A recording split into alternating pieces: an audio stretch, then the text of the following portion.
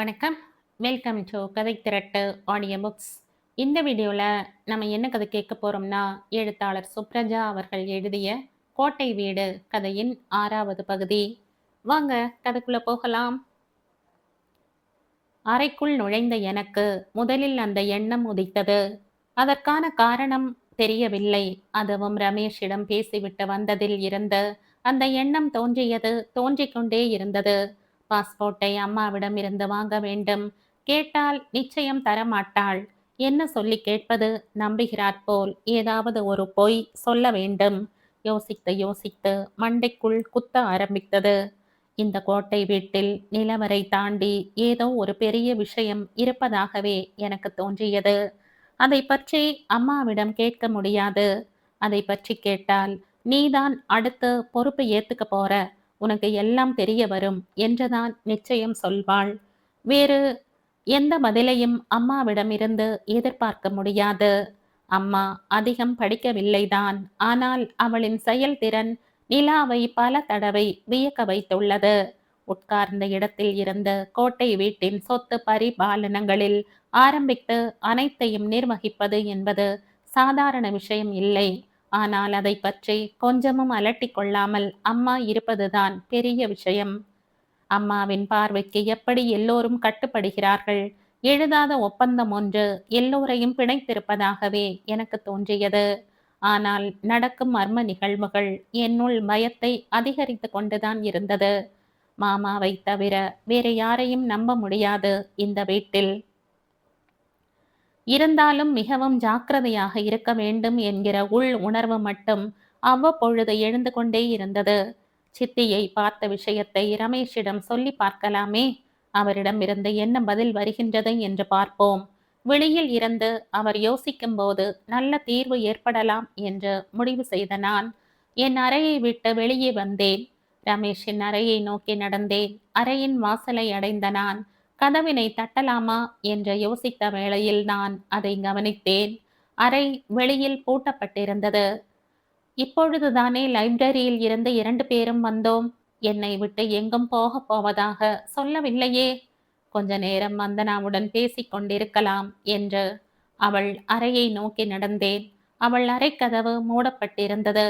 தட்டலாமா வேண்டாமா என்று யோசிக்கும் முன்பே உள் இருந்து வந்தனா யாருடனோ பேசிக் கொண்டிருப்பது தெரிந்தது. இன்னொரு குரல் ரமேஷுடையது. அவர் எப்படி திடீரென்று வந்தனாவின் அறைக்குள், அதுவும் கதவை மூடிவிட்டு என்ன பேசிக் கொண்டிருக்கிறார்கள்? எனக்குள் ஆர்வம் மின்ன ஆரம்பித்தது. பின்னால் இருந்த குரல், கதவு கிட்ட நின்னு என்ன யோசனை? மாமாவின் குரல். திரும்பினேன். மாமாவை பார்த்து திரும்பிய போது கதவு திறந்தது. வந்தனாவும் ரமேஷும் வெளியில் வந்தார்கள். எங்கள் இருவரையும் அவர்கள் எதிர்பார்க்கவில்லை என்பதை அவர்கள் இருவரின் கண்களும் சொன்னாலும் எனக்குள் ஒரு சின்ன பொறி தட்டியது. ரமேஷ் அவ்வளவு எளிதாக எந்த பெண்ணிடமும் பேசிவிடவும் மாட்டார், நெருங்கவும் மாட்டார்.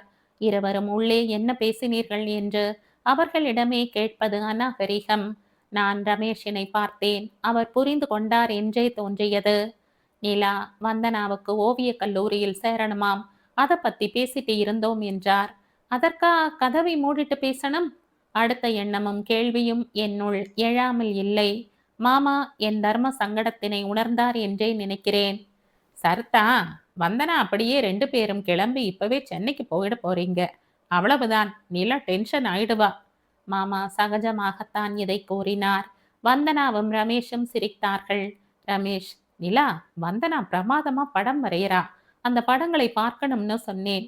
யாருக்கும் காண்பிக்க மாட்டேன்னு பிடிவாதம். கதவை மூடிட்டு காண்பிப்பேன்னு சொல்லிட்டு காண்பிச்சா. அதை விமர்சனம் பண்ணிட்டு இருக்கும்போது மாமாவோட குரல் கேட்டது என்றார். பாத்தீங்களா, நான் படங்கள் வரைஞ்சு வச்சுக்கிறதை யார்கிட்டையும் சொல்ல மாட்டேன்ட்டு இப்ப போட்டு உடைச்சிட்டீங்களே என்றாள் கொஞ்சம் சீரியஸாக முகத்தை வைத்து கொண்டு. மாமா, அதெல்லாம் முடியாது, எங்களுக்கும் காண்பிச்சே ஆகணும் என்றார். ஆமாம், அப்படி என்னதான் வரைஞ்சிருக்கேன்னு பார்க்க வேண்டாமா என்றேன். நான் அறைக்குள் சென்றேன். வந்தனா தங்கியிருந்த கட்டிலின் மேல் அவள் வரைந்த படங்கள் பரவலாக வைக்கப்பட்டிருந்தன. படங்களை பார்த்த நான் முதலில் அதிர்ந்துதான் போனேன். காரணம் இல்லாமல் இல்லை. வந்தனா வரைந்திருந்தது எல்லாம் கோட்டை வீட்டின் படங்கள். கோட்டை வீட்டை வெளி தோற்றங்களையும் உள் தோற்றங்களையும் பல்வேறு கோணங்களில் மிக துல்லியமாக வரைந்திருந்தாள். ஒரு கை தேர்ந்த ஓவியரால் தான் இப்படி வரைய முடியும். ஒரு படம் 2 படம் என்றால் பரவாயில்லை. இத்தனை கோட்டை வீட்டு படங்களை வரைய வேண்டிய அவசியம் என்ன? மனதின் உள் எழுந்த சந்தேகத்தை வெளிப்படுத்தாமல், இனிமே நீ கத்துக்க என்ன இருக்கு வந்தனா? பிரமாதமா வரைஞ்சிருக்க என்றேன். மாமாவும், ஆமா வந்தனா, நீ ரொம்ப பெரிய ஓவியரா வருவ என்றார். கோட்டை வீட்டு மேல அவ்வளவு அப்ஸ் அப்சஷனா உனக்கு என்று ரமேஷ் கேட்டார். அப்படியெல்லாம் இல்ல, என்னமோ வரையணும்னு தோணுச்சு, வரைஞ்ச என்றாள் வந்தனா. அவள் அப்படி சொன்னதே வலிய சொன்னதாகத்தான் இருந்தது. மாமா, அத்தை உன்னோட படங்களை பார்த்தா ஆச்சரியப்பட்டு போவா என்றார். அப்படி சொன்னதை வந்தனா ரசிக்கவில்லை என்பதை அவள் முகம் போன போக்கே சொன்னது. கோட்டை வீட்டின் அழகிலோ பிரமிப்பிலோ இந்த படங்களை வந்தனா வரைந்திருக்க மாட்டாள் என்பதில் நான் உறுதியாக இருந்தேன். என் முகம் நானே எதிர்பாராமல் கொஞ்சம் கடுமையானது. வந்தனா, கோட்டை வீடுங்கிறது ஒரு மியூசியம் இல்லை, தனியார் சொத்து. அதை இப்படி ஒரு இடம் விடாம ஓவியமா வரையறதோ இல்ல கேமராக்குள்ள அடக்கிறதோ கூடாது. ரெண்டாவது, 1 2 படம்னா கூட இப்ப பொறுப்புல இருக்கிற அம்மா கிட்ட அனுமதி வாங்காம வரையறது தவறு. என்னை மன்னிச்சிடு வந்தனா என்ற நான் மாமா பக்கம் திரும்பி, மாமா, இந்த கோட்டை வீட்டோட அடுத்த வாரிசு நிலா சொல்றேன். இந்த படங்களை எல்லாம் எடுத்து கொண்டு போய் அம்மா கிட்ட சேர்த்துடுங்க. அவங்க என்ன பண்றாங்களோ பண்ணட்டும் என்றேன். எனது கண்டிப்பான குரலில் சற்றே மிரண்டு போன மாமா அவசரமாக படங்களை சுருட்டி எடுத்துக்கொண்டே, தோ இப்பவே கொண்டு போய் கொடுத்து விடுறேன் என்றார். அது மட்டுமில்ல, வந்தனா பக்கம் திரும்பினேன். வந்தனா, உன்னோட கைபேசியிலோ அல்லது கேமராவிலோ நீ இந்த கோட்டை வேட்டை படம் பிடிச்சு வச்சிருக்கையா? அப்படி இருந்தா இப்ப எங்க கண் முன்னாடி அதையெல்லாம் அழிச்சிடு என்றேன். வந்தனா என்னிடம் இருந்து இந்த மாதிரி அதிரடிகளை எதிர்பார்க்கவில்லை போல் இருக்கிறது. சாரிக்கா, அப்படி ஏதும் இல்ல, ஏதோ ஒரு ஆர்வத்துல வரைஞ்சிட்டேன் என்றாள் தயங்கி. மாமாவும் என்னை பிரமிப்புடன் பார்த்தவாறே அனைத்து பட சுருட்டல்களையும் எடுத்துக்கொண்டு வேகமாய் படி இறங்கினார். நான் எனது அறையை நோக்கி நகர ரமேஷ் என் பின்னாலேயே வந்தார். நான் திரும்பி, நான் கொஞ்சம் ஓய்வு எடுத்துக்க போறேன், அப்புறம் உங்களை பார்க்குறேன் என்றேன். ஓகே, நான் கொஞ்ச நேரம் தூங்க போறேன் என்ற ரமேஷ் தன் அறையை நோக்கி நடந்தார். வந்தனா தன் அறைக்குள் புகுந்து கதவை மூடிக்கொண்டாள். நான் அறைக்குள் நுழைந்து கதவை மூடிக்கொண்டேன். என்னையும் அறியாமல் கண்ணாடி முன் நின்றேன். என் முகம் அம்மாவின் முகம் போல் ஆகிக் கொண்டிருப்பதை என்னால் உணர முடிந்தது. நான் மிகவும் சாதுவானவள் என்றுதான் கொஞ்ச நேரம் முன்பு வரை நினைத்திருந்தேன். என் நினைப்பு பொய் என்பதை கொஞ்ச நேரம் முன்னால் நான் வந்தனாவிடம் கடுமையாக நடந்து கொண்ட விதம் சொன்னது. பொறுப்பை ஏற்கப் போகிறோம் என்றதுமே எனக்குள் இருக்கும் இன்னொரு நிலா விழித்து கொண்டாளோ? என் முகத்தில் ஒருவித முதிர்ச்சி தெரிந்தது. கண்ணாடியில் என் முகத்தையே பார்த்தபடி நின்றிருந்த என்னை என் முதுகுக்கு பின்னால் எட்டி பார்த்த முகம் கலவரம் கொள்ள வைத்தது. அது சித்தியின் முகம். அதிர்ச்சியுடன் திரும்பினேன். யாரும் இல்லை. சித்தியினை பார்த்த தாக்கம் என்னில் இருந்து இன்னமும் விடுபடவில்லை என்பதுதான் உண்மை. தைரியசாலியான நிலாவுக்குள் ஒரு பயந்தாங்குள்ளி நிலாவும் இருக்கிறாளோ? 5 நிமிடம் கூட ஆகி இருக்காது. என் கதவை தட்டும் ஓசை. தோ வந்துட்டேன் என்றபடி எழுந்து போய் கதவை திறந்தேன். மாமாவும் டாக்டரும் வெளியில் நின்று கொண்டிருந்தார்கள். உள்ள வாங்க என்று நகர்ந்த வழியை விட்டேன். நிலா, அம்மா இந்த விஷயத்த ரொம்ப சீரியஸா எடுத்துக்கிட்டாங்க. வந்தனாவை உடனே அனுப்பிடுங்கன்னு சொன்னாங்க. டாக்டர் இனிமே இது மாதிரி ஏதும் ஆகாதுன்னும் அவளுக்கு தன்னை விட்டா இப்ப யாரும் இல்லைன்னும் கேட்டுக்கிட்டதால டாக்டரை உங்கிட்ட பேச சொல்லி அனுப்பிட்டாங்க என்றார். நான் டாக்டரின் முகத்தை பார்த்தேன். அவரின் முகம் கொஞ்சம் வாடித்தான் போயிருந்தது. எத்தனை வருடம் இந்த கோட்டை வீட்டோடு ஐக்கியமானவர். அம்மா எந்த கடுமையான முடிவினையும் எடுக்க விரும்பாமல் விஷயத்தை என்னிடமே திருப்பி விட்டதாக புரிந்தது. நான் டாக்டரை பார்த்தேன். அவர் பாவம் நான் என்ன சொல்ல போகிறேன் என்கிற தோரணையிலேயே தன் முகத்தை வைத்து கொண்டிருந்தார். டாக்டர், உங்களுக்கே தெரியும் இந்த கோட்டை வீட்டோட சட்ட திட்டங்கள். வந்தனா எந்த நோக்கத்துல இப்படி முழுசா கோட்டை வீட்டை வரைஞ்சான்னு எனக்கு தெரியாது. ரொம்ப புனிதமான பிணைப்பு இந்த கோட்டை வீட்டுல இருக்கிறவங்க கிட்ட இருக்கு. அது யார் மூலமாகவும் தவறானவங்க பார்வைக்கு போயிடக்கூடாதுன்னு நினைக்கிறேன். என்னோட நிலைமையில நீங்க இருந்தா என்ன பண்ணுவீங்க சொல்லுங்க. நீங்க என்ன சொல்றீங்களோ அதுக்கு ஏத்த மாதிரி நான் முடிவெடுக்கிறேன் என்று சொல்லி நிறுத்திவிட்டு டாக்டர் முகத்தை பார்த்தேன். நிலா, அவ பண்ணது தப்புதான். அம்மா கிட்ட கேட்டுட்டு வரைஞ்சிருக்கலாம். தப்பு பண்ணிட்டா. அவளை வேணும்னா பக்கத்துல தூத்துக்குடியிலையோ திருநெல்வேலியிலையோ ஒரு லேடிஸ் ஹாஸ்டல்ல போட்டுடுறேன். சின்ன பொண்ணு பாவம் என்று சொல்லி நிறுத்தினார். எனக்கு அவர் முகத்தை பார்க்கவே பரிதாபமாக இருந்தது. பட்டென்று சொன்னேன். டாக்டர், உங்களை எங்க குடும்பத்துல ஒருத்தராத்தான் பார்க்கிறோம். நான் அந்த நேரத்துல எடுத்த முடிவு சரின்னு நினைக்கிறேன். மறந்துடுங்க. அவ இங்கேயே இருக்கட்டும். நீங்க கொஞ்சம் சொல்லி வைங்க என்றேன். அவர் முகத்தில் இருந்த குழப்பம் தொலைந்து போனது. மாமாவின் முகத்திலும் திருப்தியே தெரிந்தது. இருவரும் நகர நான், மாமா, நீங்க கொஞ்சம் இருங்க என்றேன். டாக்டர் போனதும், மாமா, நான் சொன்னது சரிதானே என்று கேட்டேன்.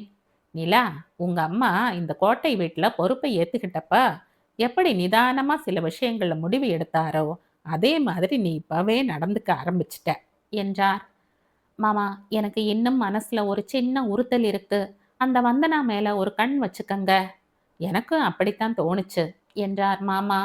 சித்தியின் காரிய நாள் நெருங்க நெருங்க எனக்கு சித்தியின் ஞாபகம் அதிகரிக்கவே செய்தது. நான் ஜவுளி கடலில் பார்த்தது சித்தியே தான். காரியத்திற்கு 2 நாள் இருக்கும்போது ரமேஷை தனியாக கூப்பிட்டேன். என் அறைக்குள் வந்ததும் கதவை உள்பக்கம் தாழ்பால் போடுங்க என்றேன். தாழ் போட்டு தாள் போட்டுவிட்டு வந்த ரமேஷ் என்னை அணைக்க முயல விலகினேன். ரமேஷ், இது ரொம்ப முக்கியமான விஷயம் என்றபடியே சித்தியின் புகைப்படத்தினை எடுத்து கொடுத்தேன். வாங்கி பார்த்தவர், சொல்லு நிலா, என்ன பண்ணணும்? உடனே கிளம்புறீங்க. தூத்துக்குடி திருநெல்வேலி 2லையும் சுத்தி சித்தியை தேடுறீங்க என்றேன். நான் சொல்லி நிறுத்தியதும் ரமேஷ் என்னை ஒரு வினோதமான விலங்கை பார்ப்பது போல பார்த்தார். என்னாச்சு நிலா? எல்லாம் நல்லா தானே போயிட்டு இருந்தது? சொன்னா கேளுங்க. என்னோட கண்கள் என்னை ஏமாத்தாது. எனக்கு மனசுக்குள்ளே சில காரணங்கள் இருக்கு. அதனால தான் உங்களை போய் பார்க்க சொல்றேன் என்று அவரிடம் ஜவுளி கடலில் பார்த்த விஷயங்களை சொன்னேன். ஓகே நிலா, நான் கிளம்பி போயிட்டு வர்றேன். முக்கியமா ஊருக்கு பேச போறேன்னு சொல்லிடு உங்க அம்மா கிட்ட என்றார். ரமேஷ் வெளியில் கிளம்பி போயிருக்கிறார் என்பது சாப்பாட்டு நேரத்தில் தான் மற்றவர்களுக்கு தெரிந்தது. வந்தனா என் பக்கத்தில் தான் சாப்பிட உட்கார்ந்தாள். அந்த நிகழ்ச்சிக்கு பின் அவள் ஏனோ என்னிடம் இன்னமும் நெருங்கி பழக ஆரம்பித்து விட்டாள். சாப்பாடு முடிந்து மாடிக்கு திரும்பிக் கொண்டிருந்த வேளையில் அவள், அக்கா, ஒரு முக்கியமான விஷயம் உங்ககிட்ட பேசணும் என்றாள். படியில் ஏறிக்கொண்டிருந்த நான், எதை பத்தி என்று கேட்டேன். உங்க மனசுல இப்ப குடியிருக்கிற குழப்பம் பத்தி. நான் வந்தனாவை பார்த்தேன். என்ன சொல்ற வந்தனா? உங்க சித்தி. அவள் சொல்லி முடிக்கவில்லை. பின்னால் இருந்த மாமா, நிலாம்மா, நிலா, அம்மா உன்னை உடனே வர சொல்றாங்க என்று கூப்பிட்டார். ஆரம்ப படியில் நின்று கொண்டு. நான் வந்தனாவை பார்த்து, நீ போ, நான் அம்மாவை பார்த்துட்டு வரேன் என்றபடி இறங்கினேன். அம்மா அறையின் வாயிலிலேயே நின்று கொண்டிருந்தார். என்னை பார்த்ததும் சிரித்து கொண்டே உள்ளே சென்றார். நான் பின்னாலேயே சென்றேன். உட்கார் நிலா என்றவர் நான் உட்கார்ந்ததும், இன்னும் 3 நாள் தான் இருக்கு நீ பொறுப்பை ஏத்துக்கறக்கு. ஆமா, நீயும் மாப்பிள்ளையும் கட்டாயம் வெளிநாட்டுக்கு தேனிலவு கொண்டாட போகணுமா என்றதும் கொஞ்சம் அதிர்ந்துதான் போனேன். காரணம் இல்லாமல் இல்லை. நான் வந்ததே ஏதாவது பொய் சொல்லி பாஸ்போர்ட்டை வாங்கிவிடலாம் என்றுதானே. நான் ஒன்றும் பதில் சொல்லவில்லை. ஆனாலும் அம்மா சிரித்து கொண்டே தன் தலையணை அடியில் இருந்து அந்த கவரை எடுத்து என் கையில் கொடுத்தாள். அந்த கவரை ஆவலாய் பிரித்தேன். உள்ளே என் பாஸ்போர்ட் இருந்தது. நான் கண்களில் ஆச்சரியத்துடன் அம்மாவை பார்த்தேன். உன்னோட பாஸ்போர்ட் கொஞ்ச நேரம் முன்னாடி மாப்பிள்ளை வந்தார். நீ படிப்பை விடுறதுக்கு முன்னாடி நேரா போய் கடிதம் ஒன்று கொடுக்கணுமாமே. அதுக்கு முகவரி அத்தாட்சி வேணும், போட்டோ நகல் வேணும்னு சொன்னார். நான் தான் பாஸ்போர்ட்டை எடுத்து வச்சேன். முக்கியமான வேலை இருக்கு, திருநெல்வேலி வரைக்கும் போயிட்டு வரேன்னு போயிருக்கார். அப்படியே உன் விஷயமா யார் கல்லூரியில யார்கிட்டயோ பேசணுமாம் என்றாள். நான் அம்மாவின் கண்ணையே பார்த்து கொண்டிருந்தேன். இன்னொரு விஷயம் நிலா, பொறுப்பு உன் கைக்கு வந்ததுமே அது எவ்வளவு பெருசுன்னு உனக்கு புரிய ஆரம்பிச்சிடும். எதை செய்யணும், எதை செய்யக்கூடாது, எதுக்கு முதலிடம் கொடுக்கணும் எல்லாம் உனக்கே தெரிய ஆரம்பிச்சிடும். நீ யோசிச்சுதான் எந்த முடிவையும் எடுப்ப, அது எனக்கு நல்லாவே தெரியும் என்று சொல்லி நிறுத்தினாள். என் மீது அம்மா வைத்திருந்த அபார நம்பிக்கை எனக்கு அம்மாவின் மீது மரியாதையையும் அதிகமாகவே ஆக்கிவிட்டது. நிலா, இந்த கோட்டை வீட்டு மேல நிறைய பேருக்கு ஒரு கண் இருக்கு. அதுல குறிப்பா நம்மளோட சொந்தக்காரங்களுக்கு. அவங்க எல்லாம் ஒரு சத்தியத்துக்கு கட்டுப்பட்டு இருக்கிறதே அந்த விஷயத்துக்காகத்தான். அது என்னன்னு இன்னும் 2 நாள்ல நீயே தெரிஞ்சுப்ப என்றாள். சரிம்மா, நான் எதிலையும் ரொம்ப கவனமா இருந்துப்பேன். நீங்க என் மேல வச்சிருக்கிற நம்பிக்கையை பொய் ஆக்க மாட்டேன் என்றேன். அம்மாவிடம் பேசிவிட்டு வெளியில் வந்த நான் நேரே என் அறைக்கு போனேன். நான் எதிர்பார்த்தது போலவே அங்கே வந்தனா காத்திருந்தாள். அவள் என்னை பார்த்ததுமே முகத்தில் பூரிப்பானாள். உள்ளவா வந்தனா என்று அவள் கையை பிடித்து அறையின் உள்ளே அழைத்து போனேன். பக்கவாட்டில் இருந்த சோஃபாவில் அமர்ந்தாள். நான் கட்டிலில் உட்கார்ந்தேன். சொல்லு வந்தனா, சித்தி பத்தி ஏதோ சொல்ல வந்த? அக்கா, நான் ரொம்ப பயத்துல இருக்கேன். கதவு திறந்திருக்கே, ஒரு நிமிஷம் போய் மூடிட்டு வந்துடுறேன் என்று எழுந்தாள். பரவாயில்ல, இரு வந்தனா, யாரும் வரமாட்டாங்க. வந்தாலும் தெரியும், கதவு திறந்தே இருந்தா பார்க்கறவங்களுக்கு எந்த ஆர்வமும் வராது. அக்கா என்றுதான் ஆரம்பித்தாள் வந்தனா. அவள் கண்கள் சிவந்தது. குபுக் என்ற வாந்தி எடுத்தாள். சிகப்பாய் இரத்த வாந்தி. அக்! கொட கொடவென்று இரத்த வாந்தி. இவ்வளவு இரத்தத்துடன் ஒரு வாந்தி? என்னையும் அறியாமல் டாக்டர் என்ற கோட்டை வீடே அதிர்கிறாற் போல் அலறினேன். வராண்டாவில் தட தடவென்று யாரோ ஓடி வரும் சப்தம். சுரேஷ் தான் உள்ளே பாய்ந்து வந்தான். அவன் கண்களில் மிரட்சி. என்னாச்சு? நான் வந்தனாவை காட்டினேன். தரை முழுக்க ரத்தம். டாக்டரை கூப்பிட்டுட்டு வார் சுரேஷ். நான் சொன்னதும் சுரேஷ் வெளியில் ஓடினான். 2 கைகளாலும் தலையை பிடித்து கொண்டு வாந்தி எடுத்தவள் அப்படியே தரையில் சரிந்தாள். நான் அவளை பற்றி தூக்கி அப்படியே என் படுக்கையில் போட்டேன். சுரேஷ் ஓடி வந்தான். டாக்டர் இல்ல, மாமா கூட இப்பதான் வெளியில போயிருக்காராம். என்னாச்சு நிலா? தெரியல சுரேஷ், பேசிட்டு தான் இருந்தா, திடீர்னு ரத்த வாந்தி எடுத்து மயங்கிட்டா. படுக்கையில் கிடத்தி இருந்த வந்தனாவினை பார்த்தேன். மூச்சு சீராக வந்து கொண்டிருந்தது. ஒருவித மயக்க நிலையில் கண்கள் மூடி கிடந்தது போல் இருந்தது. பெருசா எதுவும் ஆயிடக்கூடாது என்றான் சுரேஷ். ஆகாதுன்னு தான் தோணுது. இவ்வளவு ரத்தம், மயங்கிட்டா. டாக்டர் வர வரைக்கும் ஒன்றும் நடக்கக்கூடாதுன்னு நம்புவோம். பால்கனி கதவையும் திறந்து வைத்தேன். காற்று சிலு சிலுவென்று அடித்து கொண்டிருந்தது. நான் மீண்டும் வந்தனாவை பார்த்தேன். அவள் பெரிதாக மூச்சு விட்டவாறு தூங்கிக் கொண்டிருந்தாள். சுரேஷ், நான் இருக்கணுமா என்று கேட்டான். பரவாயில்ல சுரேஷ், அவதான் தூங்கிட்டு இருக்காளே, ஏதாவது தேவைன்னா நான் கூப்பிடுறேன். வேலைக்கார அம்மாவை மட்டும் அனுப்பு, இங்க சுத்தம் பண்ணணும். உடனே வர சொல்றேன் என்று வெளியில் போனான் சுரேஷ். எனக்கு ரத்தத்தை பார்த்ததும் ஒரு புறம் பயமாக இருந்தாலும் அவள் வந்ததில் இருந்து நடக்கும் விஷயங்கள் அவளுக்கு கொஞ்சம் கொஞ்சமாக மன தைரியத்தை மறுபுறம் ஊட்டி கொண்டிருந்தன. ஆனாலும் வந்தனாவின் நிலைமை அவளை உண்மையிலேயே கவலை கொள்ள வைத்தது. சுரேஷ் வேலைக்கார அம்மாளுடன் வந்தான். அவளிடம் விஷயத்தை சொல்லித்தான் கூப்பிட்டு வந்திருப்பான் போல. துடைப்பம், துடைக்கும் துணி இரண்டும் கொண்டு வந்தாள். எதுவும் பேசாமல் குளியல் அறையில் இருந்து தண்ணீரை வாளியில் எடுத்து வந்து இரத்த வாந்தி மேல் ஊற்றி துடைக்க ஆரம்பித்தாள். சுரேஷ், இதோ வந்துடுறேன் என்றபடி வெளியில் போனான். வேலைக்கார அம்மாள் துடைத்தவாறே, அம்மா, ஆட்டம் உக்கரமா இருக்கு. நீங்க முழு பொறுப்பையும் ஏற்கிற வரைக்கும் இப்படித்தான் இருக்கும். நீங்க கொஞ்சம் ஜாக்கிரதையா இருங்க. உங்க மேல பொறாமையும் கண்ணும் நிறைய இருக்கு என்றாள். அவள் அப்படி சொன்னதும் எனக்கு ஆச்சரியமாகத்தான் இருந்தது. இதுதான் அந்த அம்மாள் கொஞ்சம் பேசி பார்க்கும் முதல் தருணம். என் முகத்தில் மெல்ல முளைத்த பயத்தை பார்த்தவளாய், பயப்படாதீங்க, உங்களை யாரும் ஒன்றும் செய்ய முடியாது. எல்லாத்துக்கும் மேல நாராயண பட்டத்திரி நாளைக்கே வந்துடுவாரு என்றாள். எனக்கு அவள் சொன்னதுமே கொஞ்சம் தைரியம் வந்தாலும் பட்டத்திரியை நினைத்ததும் கொஞ்சம் பயப்படுத்தும் முகத்தோற்றமே மனதில் எட்டி பார்த்தது. நாராயண பட்டத்திரி பரம்பரைக்கும் எங்கள் குடும்பத்திற்கும் அவரின் கொள்ளுத்தாத்தா சிம்ம பட்டத்திரிக்கும் எங்கள் கொள்ளுத்தாத்தா வீரசாமிக்கும் தொடர்பு உண்டு. பொறுப்பு மற்றும் வைபவத்தின் போது அவர்கள்தான் அனைத்தையும் செய்து வைப்பார்கள்.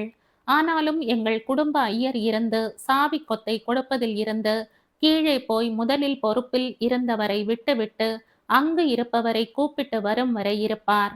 கோட்டை வீட்டின் துர்மரணங்களினால் ஏற்படும் அதீத விஷயங்களை கட்டி போட்டு போவதே பட்டத்திரியின் வேலை.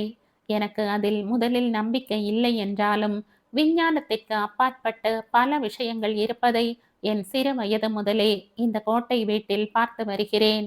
நமக்கு அனுபவம் ஏற்படாத வரையில் எந்த ஒரு விஷயத்திலும் நமக்கு நம்பிக்கை ஏற்படுவதில்லை. அதுதானே மனிதனின் இயற்கையான சுபாவம். வேலைக்காரி முடித்த வேளையில் டாக்டர் பரபரப்புடன் உள்ளே நுழைந்தார். வந்தனாவை பரிசோதித்தார். வேலைக்காரியிடம் 2 மிளகு நசுக்கி கொடுத்து விடுங்க என்றார். வேலைக்கார அம்மாள் போனதும், இவளுக்கு உடம்பு ரொம்ப வீக்கா இருக்கு. சின்ன வயசுல மூக்குல ஒரு கட்டி இருந்தது. அறுவை சிகிச்சை பண்ணி எடுத்தாச்சு. ஆனா அதுக்கப்புறம் ரொம்ப பயந்தாலோ, அதிர்ச்சியான விஷயத்தை பார்த்தாலோ இப்படி வாந்தி எடுத்துடுவா. நானும் பல வைத்தியம் பண்ணியாச்சு. மூல காரணத்த கண்டுபிடிக்க முடியல என்றார். நான் வந்தனாவை பார்த்தேன். ஆனாலும் மனதில் தோன்றியதை சொல்லாமல் இருக்க முடியவில்லை. டாக்டர், எனக்கு தான் இங்க கோட்டை வீட்ல இருக்கணும்னு நிர்பந்தம். பாவம் அவளை ஏன் நாம இங்க நான் முடிக்கவில்லை. டாக்டர், நிலா, உங்க குடும்பத்துக்கு நான் ரொம்ப கடமைப்பட்டிருக்கேன். போக போக உனக்கே தெரிய வரும். நான் இங்க தான் இருந்தாகணும். சில காரணங்களுக்காகத்தான் வந்தனாவை என் கூட இருக்க சொல்லி வரவழைச்சேன். அவ படிச்சிருந்தாலும் என்னோட போகட்டும். அவ படிச்சிருந்தாலும் என்னோட மறைவுக்கு அப்புறம் அவ எங்க வேணும்னா போகட்டும். இப்ப இங்க இருக்கட்டும். அவளுக்கு ஒரு நல்ல முடிவு சொல்றேன்னு உங்க அம்மா சொல்லியிருக்காங்க. அவங்க தன்னோட முக்கிய பொறுப்பை உன்கிட்ட ஒப்படைக்கும்போது அதையும் சொல்லிட்டு தான் போவாங்கன்னு தான் நினைக்கிறேன். வேலைக்கார அம்மாள் வந்தாள். அவள் ஒரு சின்ன தட்டில் மிளகுத்தூள் டாக்டரிடம் அதை நீட்டினாள். இதை வைத்துக்கொண்டு டாக்டர் என்ன செய்ய போகிறார் என்ற எண்ணத்துடன் நிலா அவரையே பார்த்து கொண்டிருந்தாள். வேலைக்கார அம்மாள், ஐயா, வேற ஏதாவது வேணுமா என்று டாக்டரை பார்த்து கேட்டாள். டாக்டர், இல்லம்மா, ஏதாவது தேவைன்னா கூப்பிடுறேன் என்றதும் அவள் நகர்ந்தாள். டாக்டர் 2 விரல்களுக்கு இடையில் அந்த மிளகுத்தூளில் கொஞ்சம் எடுத்து வந்தனாவின் மூக்கருகே கொண்டு போனார். ஒரு வினாடிதான் ஹச் என்று துள்ளிக் கொண்டு எழுந்தாள். நிலாவுக்கு ஆச்சரியமாக இருந்தது.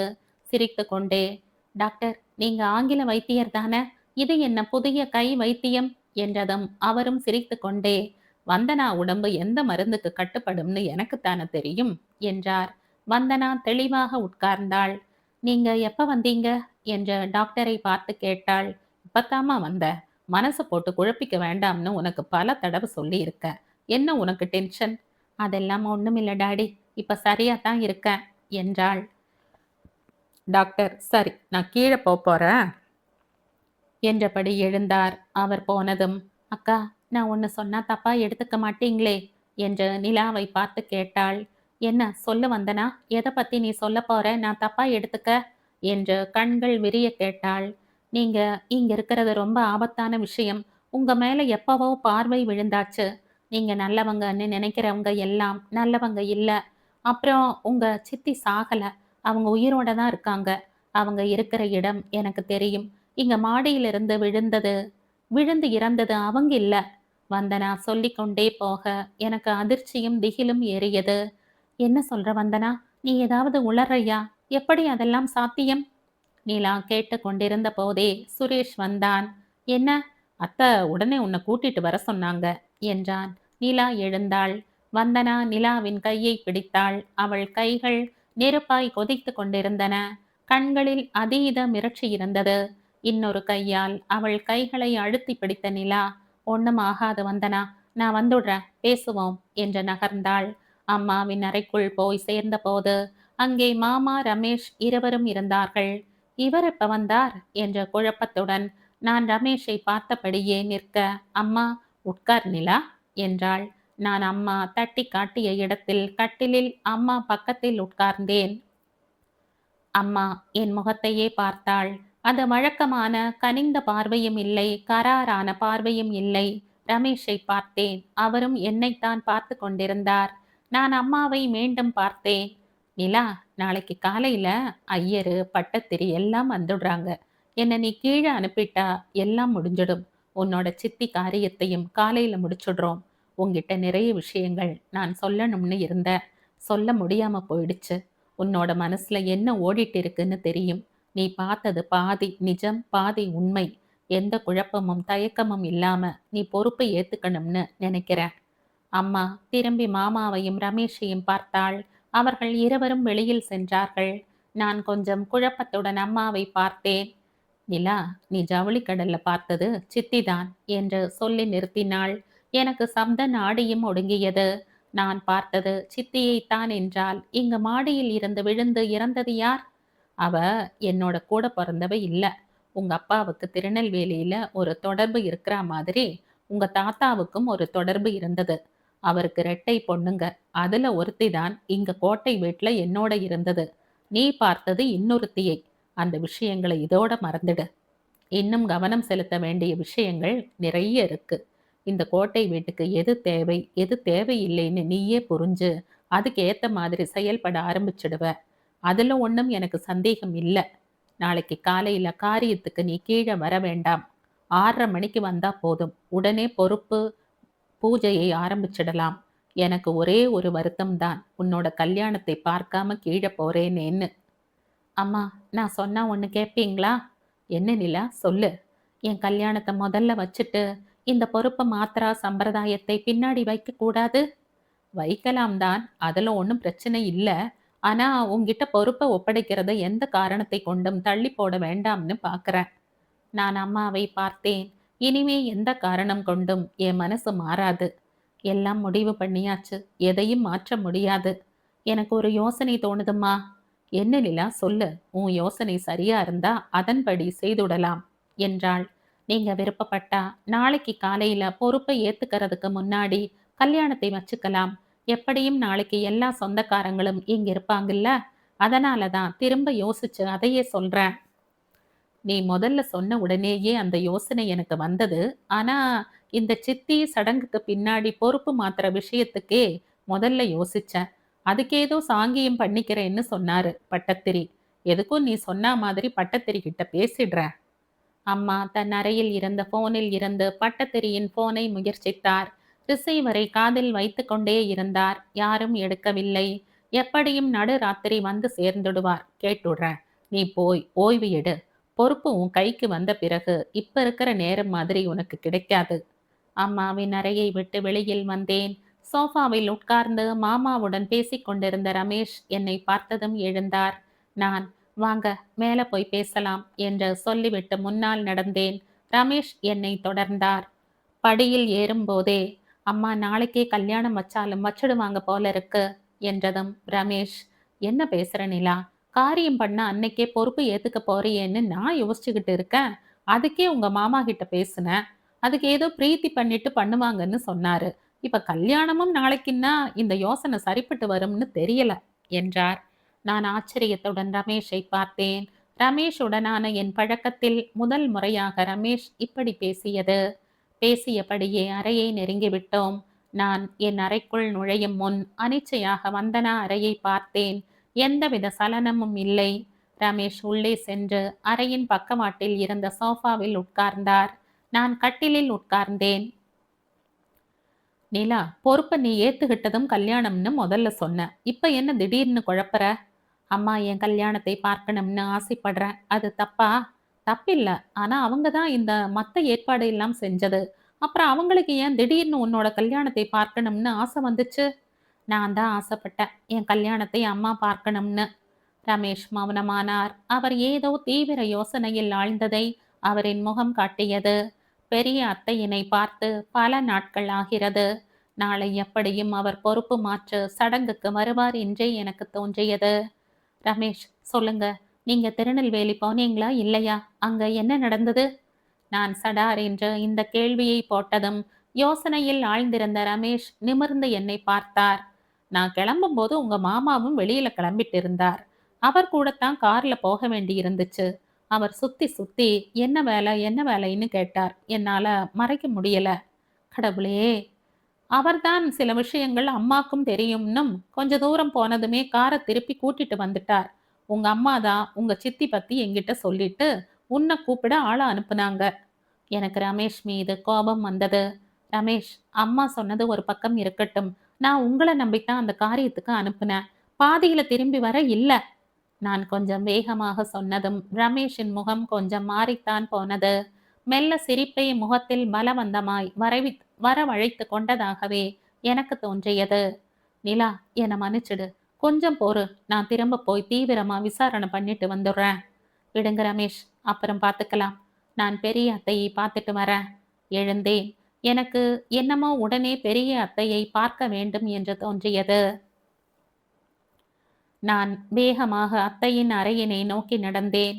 எனக்குள்ளே ஏதோ என்னவென்று சொல்ல முடியாத உறுத்தல்.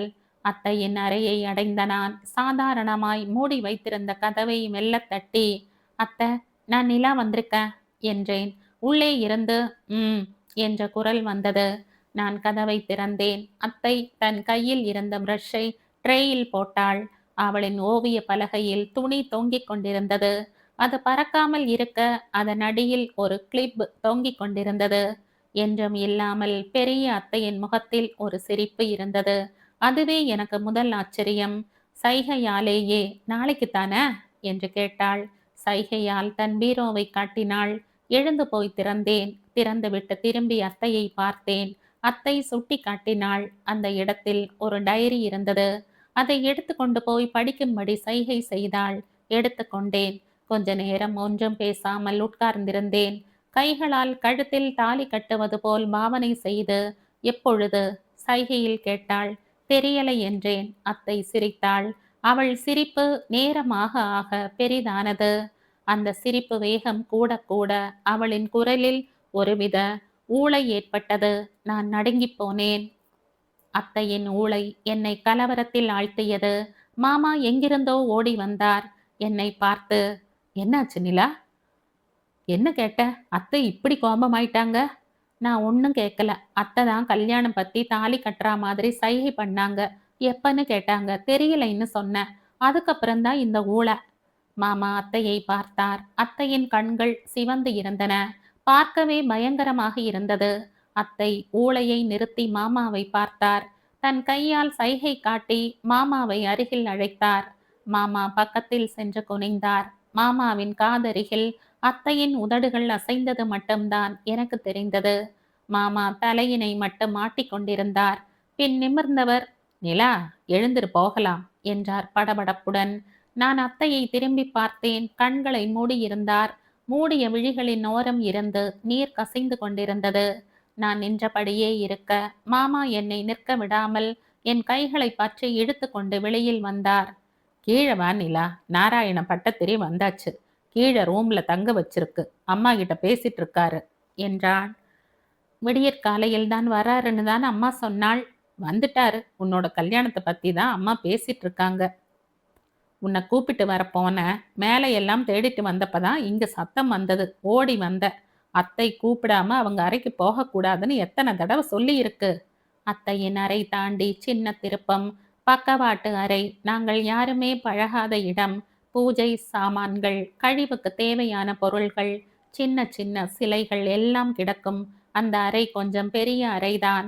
அதில்தான் நாராயண பட்டத்திரி எப்பொழுது வந்தாலும் தங்குவார்.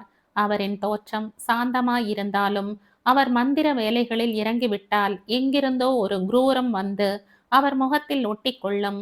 நான் சின்ன பெண்ணாயிருக்கும்போது 2-3 தடவை பார்த்திருக்கிறேன். நான் சென்னை கிளம்பி போகும் முன் கூட ஒரு முறை அவர் வந்திருந்தார். அவர் அறையை நோக்கி நெருங்க நெருங்க எனக்கு ஏனோ மெல்லிய பயரேகை இழையாக ஒட்டி கொண்டது. அறையின் வாயிலில் அவரின் உடன் வரும் அரை வயசு பையன்கள் சின்ன அறை முண்டு கட்டி நின்று கொண்டிருந்தார்கள். உள்ளே இருந்த அம்மாவின் குரல் கேட்டு கொண்டிருந்தது. எனக்கு இந்த மாய மந்திர தந்திரங்கள் மீது எல்லாம் நம்பிக்கை கிடையாது. ஆனால் நாராயண பட்டத்திரியையும் அவரின் பரிவாரங்களையும் பார்க்கும் போதும் அவர்கள் செய்யும் பூஜைகளையும் அதற்கு முன்னால் அவர்கள் தரையில் போடும் தந்திர வண்ண கோலங்களையும் பார்க்கும்போது யாருக்கும் நம்பிக்கை வந்துவிடும். ஆனாலும் அம்மாவை எதிர்த்து நான் இதுவரை எதுவும் சொன்னதில்லை என்பதுதான் உண்மை. நானும் மாமாவும் உள்ளே நுழைந்ததும் அவருக்கு எதிரே நாற்காலியில் உட்கார்ந்திருந்த அம்மா, தோ அவளே வந்துட்டாளே என்றாள். நாராயண பட்டத்திரி, ஓ, இத்தர சுந்தரி ஆயோ என்றார். அம்மா, நீங்களே சொல்லுங்க சாமி, அவளுக்கு இதில் எல்லாம் நம்பிக்கை கிடையாது. நம்மளை பாதுகாக்க சில விஷயங்களை நாம செஞ்சாகணும். அதுல தப்பு இல்லைன்னு அவளுக்கு புரிய வைங்க என்றாள். அவர், மோளே விட வரூ என்றார். நான் கொஞ்சம் முன்னால் சென்றேன். நீதான் அடுத்த கோட்டை வீட்டு ராணி ஆக போற. என்னோட தாத்தா காலத்துல இருந்து எங்களுக்கு இந்த வீட்டோட ஒரு லிங்க் இருக்கு. கல்யாணம் பண்ணிடலாம்னு சொன்னாங்க. அதுக்கு ஒரு சின்ன பூஜை பண்ணா போதும். பூஜைன்னு சொல்ல மாட்டேன். இந்த கோட்டை வீட்டுல நடந்த துர்மரணங்கள் மூலமா சுத்திட்டு இருக்கிற துர் ஆவிகளை விரட்டிட்டு உனக்கு ஒரு வளையம் போடணும். அதுக்கு நீ பூஜையில உட்கார்ந்துதான் ஆகணும் என்றார். நான் ஒன்று பதில் சொல்லாமல் அம்மாவை பார்த்தேன். அம்மா, நிலா, உன் மேல பலருக்கு ஒரு கண் திருஷ்டி இருக்கு. உனக்கு தைரியம் இருக்கு. இருந்தாலும் நம்ம சக்திகளையும் மீறி சில எதிரிகள் செயல்படும் போது அதை ஆரம்பத்திலேயே முறியடிக்கிற சக்தி, ஒரு பாதுகாப்பு வளையம் உனக்கு இருக்கணும்னு நான் முடிவு பண்ணேன். கொஞ்ச நேரம் நீ உட்கார்ந்தா போதும் என்றாள். நான், உங்க இஷ்டம்மா.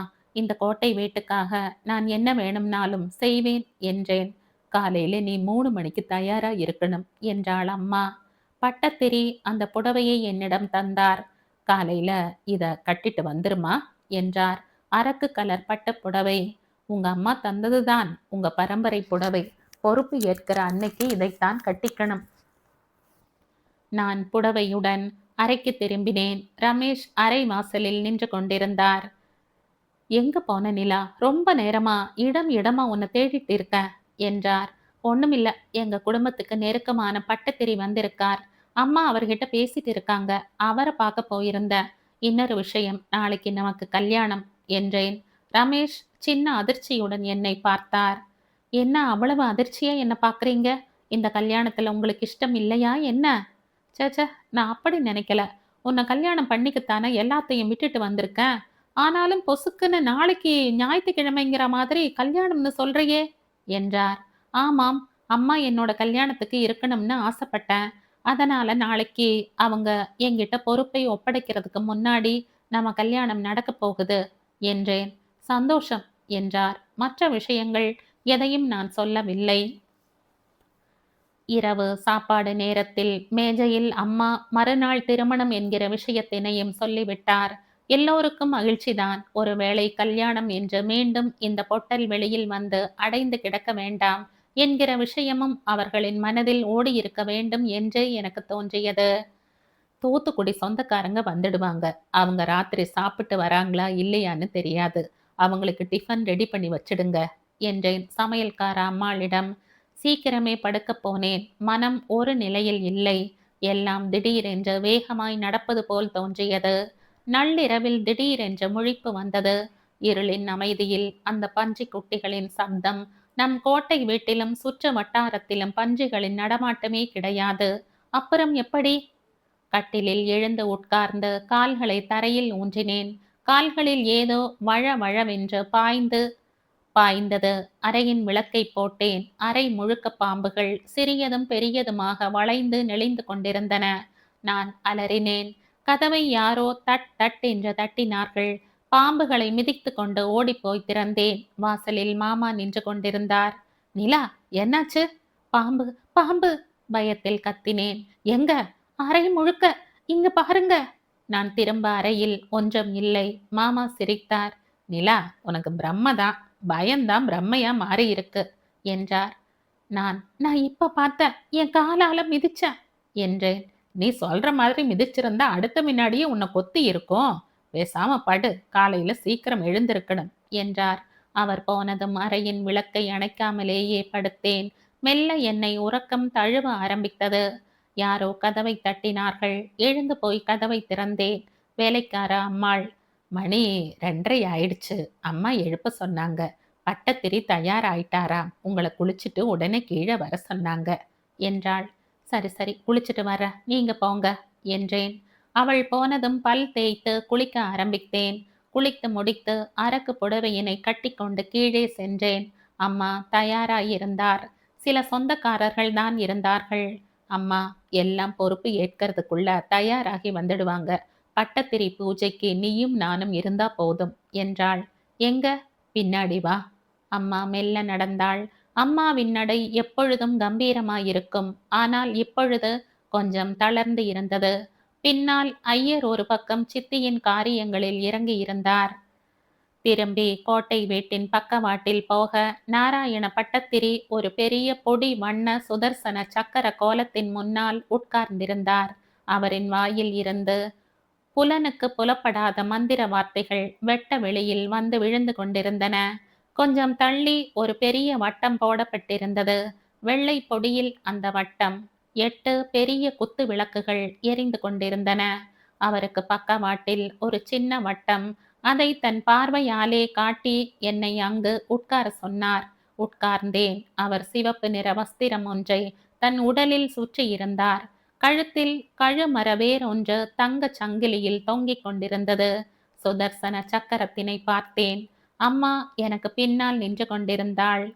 ஓம் ஸ்ரீம் க்ளீம் மாமாயி ஸ்வர்ண சூலினி துஷ்ட கிரகம் சோம் பட் ஸ்வாஹா. அவரின் உச்ச மந்திரம் தொடங்கியது. அவரின் முகம் சிவக்க ஆரம்பித்தது. அவர் திரும்பி அவரின் சிஷ்ய பிள்ளை ஒருவனை பார்த்தார். அவன் அந்த பார்வைக்கு காத்திருந்தவனைப் போல் அவன் போனான். சடுதியில் திரும்பியவன் கையில் பிடித்திருந்த கயிற்றில் அந்த பன்றிகளை பிடித்து இழுத்தே வந்தான். அவற்றில் 2 சின்னது, 1 பெரியது.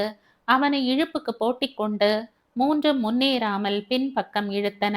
பலமாக இழுத்து வந்தவன் அந்த வெற்று வட்டத்துக்கு அருகில் இழுத்து வந்தான். அந்த 3 பன்றிகளையும் அவன் பலவந்தமாக அந்த வட்டத்திற்குள் எத்திவிட்டான். அவற்றை பிணைத்து இழுத்து வந்த கயிற்றையும் விட்டுவிட்டான். அவை வட்டத்தை விட்டு வெளியே செல்லாமல் உள்ளேயே அலறியபடி சுற்றி சுற்றி வந்தன. விஞ்ஞானத்தால் விளக்க முடியாத சிலவற்றினை பார்க்க தொடங்கினேன். பட்டத்திரி மந்திரத்தை உச்சரித்தவாறே கையில் இருந்த குங்குமத்தை வீசினார். என்னை பார்த்து மெல்ல சிரித்தார். பின் மீண்டும் உக்ரத்துடன் மந்திரத்தை உச்சரித்தவாறே மீண்டும் குங்குமத்தை அவற்றின் மேல் எறிந்தார்.